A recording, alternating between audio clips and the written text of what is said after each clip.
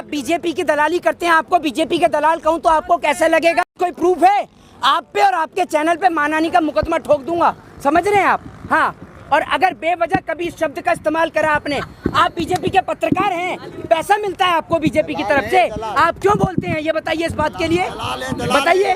आप बीजेपी के दलाल हैं, बीजेपी आपको सपोर्ट करती है, भारत के नागरिक नहीं है। आप भारत के नागरिक नहीं है क्या? आप हैं भारत के नागरिक नहीं है? अरे आप होते कौन है? आप होते कौन है मुझसे पूछने वाले कि मैं भारत देश का नागरिक हूँ या नहीं हूँ? हैं आप होते कौन है?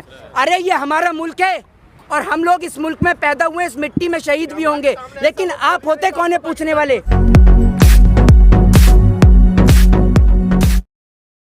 आप शुरू करते हैं, लेकिन आज शुरुआत मैं करूंगा। पूरे आज देश के अंदर आप तमाम व्हाट्सएप हो, सोशल मीडिया हो, इंस्टाग्राम हो, फेसबुक हो, या कोई भी नेशनल चैनल नेटवर्क या फिर कोई भी सोशल मीडिया प्लेटफॉर्म हो, आज सभी जगह पर सिर्फ एक ही चीज़ चाह रही है, और वो है लोग अपने मित्र को मित्रता दिवस की हार्दिक शुभकामनाएं दे रहे हैं।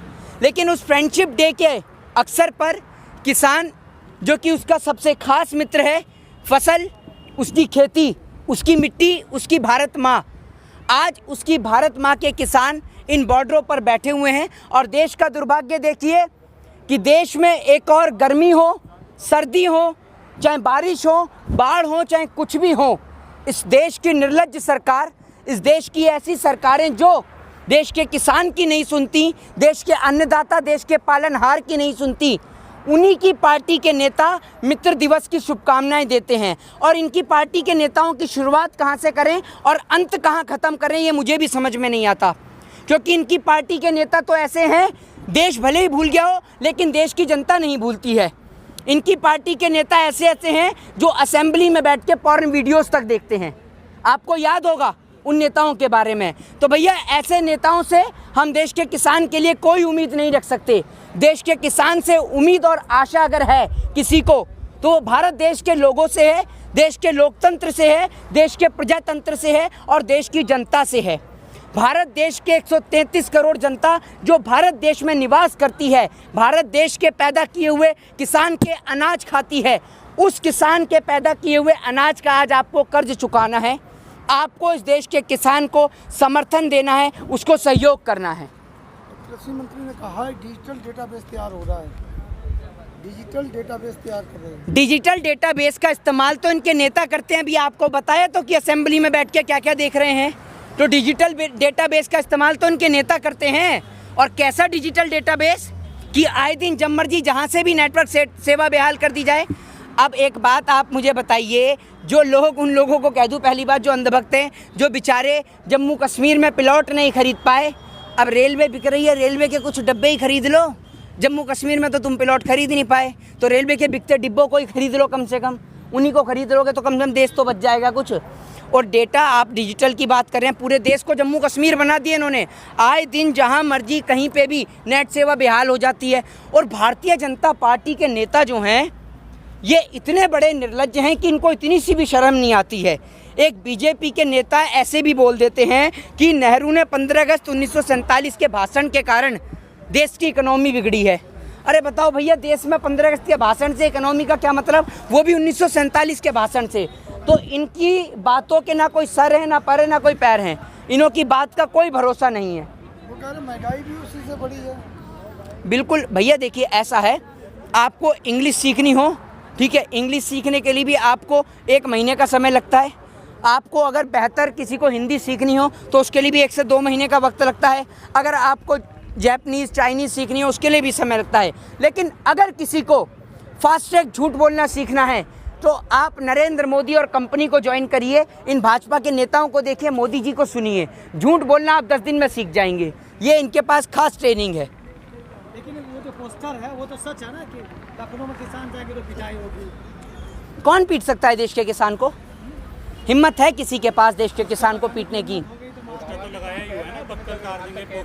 देखिए, पहली बात मैं आपको एक बात बता दूं, पोस्टर लगाने में तो ये माहिर हैं, प्रचार प्रसार मंत्री हैं। एयरपोर्ट पे खड़े हो जाएंगे, एयरपोर्ट के आसपास कोई नहीं है, लेकिन मोदी जी हाथ हिला रहे हैं, पता नहीं किसको, मुझे भी नहीं पता ये बात के लिए, तो ठीक है ना। तो ये तो प्रचार प्रसार वाले लोग हैं। और आप एक बात बताइए, ये किसानों की बक्कल कैसे उतारेंगे, किसानों की बक्कल?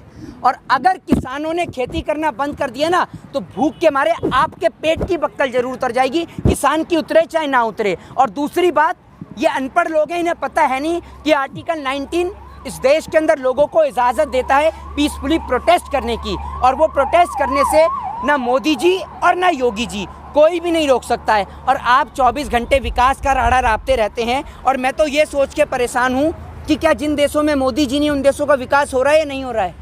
ये बताइए, रुका पड़ा है उन देशों का विकास? नहीं, लेकिन लोग जो लेके आए थे विकास के लिए, तो मोदी जी के लेके आए थे, इसलिए विकास हुआ। अरे भैया, मोदी जी तो यूँ कहते हैं कि जो लोग बेईमान हैं वो लोग मुझसे नाराज़ हैं, लेकिन मोदी जी ये बात क्यों भूल जाते हैं कि सारे बेईमान तो आपकी पार्टी में ही हैं? तो आपसे नाराज़ कौन है, ज़रा ये तो बताइए। और मोदी जी कौन से विकास के एजेंडे पे आए थे? एक विकास गिनाइए आज मोदी जी का, कम से कम 1 2 3 4 5 6 7 8 9 10। आप 10 लोग हैं, आप 10 में से मोदी जी के एक आप लोग सुनाइए मोदी जी का विकास। 10 विकास गिनाइए, आप शुरुआत करिए। नोटबंदी में पूरा हिंदुस्तान खुश था कि अच्छा, नोटबंदी से आतंकवाद की कमर टूट रही थी, तो भैया आतंकवादी उत्तर प्रदेश तक कैसे घुसे? जम्मू कश्मीर के अंदर 350 किलो RDX और जेलेटिन कहाँ से आया? इस सवाल का जवाब दीजिए।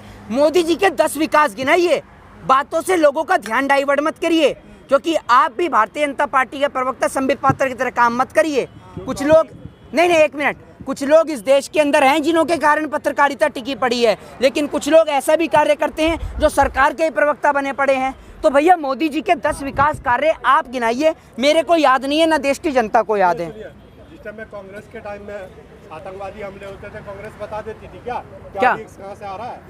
आपकी पार्टी बताती थी? ये इस देश के अंदर लोगों का दुर्भाग्य है, कांग्रेस का गलेबान पकड़ के उससे पूछना चाहिए था कि कहाँ से आया। भारत माँ के अगर वीर सपूत शहरत पे शहीद होते हैं तो उसको आप किसी भी राजनीतिक पार्टी से मत जोड़िए।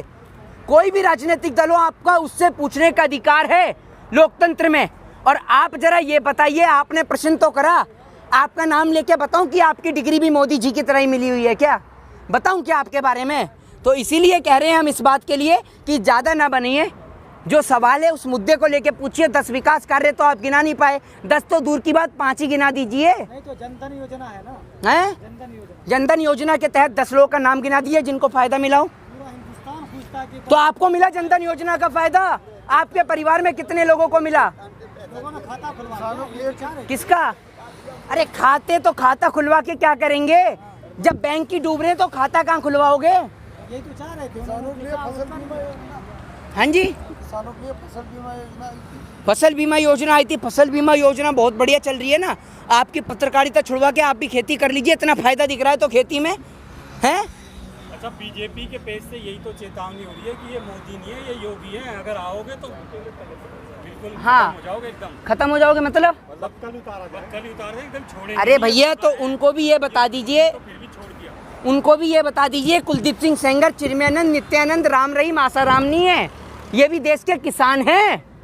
ये कोई पॉलिटिकल पार्टी वाले विपक्ष के नेता नहीं है कि जो करप्शन के कारण डर के पीछे हट जाएंगे। ये देश का किसान है। आप आइए तो जरा इसके सामने खड़े होकर तो दिखाइए। करप्टेड लीडर आपकी पार्टी में है, डरना तो आपको चाहिए किसान से। तो किसान क्यों डरेगा आपसे? जब्त हो जाएगी तो संपत्ति जब्त करने के लिए तैयार है? करिए आप हमारी संपत्ति को जब्त, हम तो जाएंगे लखनऊ, करके दिखाइए ना जरा योगी जी संपत्ति को जब्त। और अगर आप संपत्ति को जब्त करेंगे तो किसान तो कर चुका है सरकारी संपत्ति जब्त। जितने लोगों की संपत्ति जब्त करेंगे वो लोग इन्हीं फुटपाथ पे आएंगे। लखनऊ जा रहे, पटना क्यों नहीं जाते? सबसे परेशान तो वहाँ भी किसान। क्या पटना में तो मोदी जी के ट्रिपल इंजन की सरकार है, आप क्यों नहीं पूछते मोदी जी से जाकर? और ये बात तो आप, एक मिनट, ये बात तो जाकर आप योगी जी से पूछिए जो वहाँ पर प्रचार प्रसार कर रहे थे। आप क्यों नहीं जाते पटना? पटना लगाइए नीतीश कुमार के मुंह पे माइक और पूछिए कि भैया पटना में तो बाढ़ आ रही है, उसको लेकर क्या कहेंगे आप? पूछा गया है सवाल। कब आपने कब पूछा? बताइए अपने चैनल का नाम बताइए, मैं देखता हूँ आपने कब पूछा, बताइए। अरे क्या मोदी जी, मोदी विश्वविद्यालय, अरे मोदी हाई स्कूल से पढ़ के आए हैं क्या? मोदी हाई स्कूल से पढ़ के आए हैं कि लबालब झूठी बोले जा रहे हैं? इधर सुनिए भाई जी। हाँ जी सुनाइए। बिहार में जब मंडी खत्म हुई थी 20 साल पहले, APMC एक्ट के तहत जी, इतना भी याद नहीं होगा आपको। आपकी पार्टी वाली गठबंधन सरकार। अरे मेरी कौन सी पार्टी आ गई है? कांग्रेस। आप बीजेपी की दलाली करते हैं, आपको बीजेपी के दलाल कहूं तो आपको कैसे लगेगा? कोई प्रूफ है? आप पे और आपके चैनल पे मानहानि का मुकदमा ठोक दूंगा, समझ रहे हैं आप? हाँ, और अगर बेवजह कभी इस शब्द का इस्तेमाल करा आपने, आप बीजेपी के पत्रकार हैं, पैसा मिलता है आपको बीजेपी की तरफ से, आप क्यों बोलते हैं? ये बताइए इस बात के लिए, बताइए। आप बीजेपी के दलाल हैं, बीजेपी आपको सपोर्ट करती है। हम एक बात बताइए, कलकत्ता के अंदर हमने तृणमूल कांग्रेस को सपोर्ट करा, ममता बनर्जी कांग्रेस से हैं, बताइए क्यों मुंह बंद हो गया आपका? मोदी हाई स्कूल से पढ़े हर एक पत्रकार के पास मेरे सवालों का जवाब नहीं हो सकता, ये ध्यान रखिएगा। मोदी हाई स्कूल में सिर्फ झूठ बोलना सिखाया जाता है और कुछ नहीं, और आप भी वही काम करते हैं। मोदी जी का आप हर बार विरोधी तो करते हैं आप। तो आप बताइए साथ भी देंगे? आप बताइए क्या कराए, बताइए साथ भी देंगे? क्या बना दिया? क्या मोदी जी क्या मुझे कोई डिग्री दिला कर लाए हैं? नागरिक है ना मोदी जी अपनी डिग्री नहीं बता पाते, हमारी कहाँ की डिग्री दिलाएंगे? भारत के नागरिक है ना आप। क्यों? आपको क्या विदेश से दिखते हैं? आप भारत के नागरिक नहीं हैं? आप भारत के नागरिक नहीं हैं क्या? आप हैं भारत के नागरिक नहीं हैं? अरे आप होते कौन है? आप होते कौन है मुझसे पूछने वाले कि मैं भारत देश का नागरिक हूँ या नहीं हूँ? हैं? आप होते कौन है?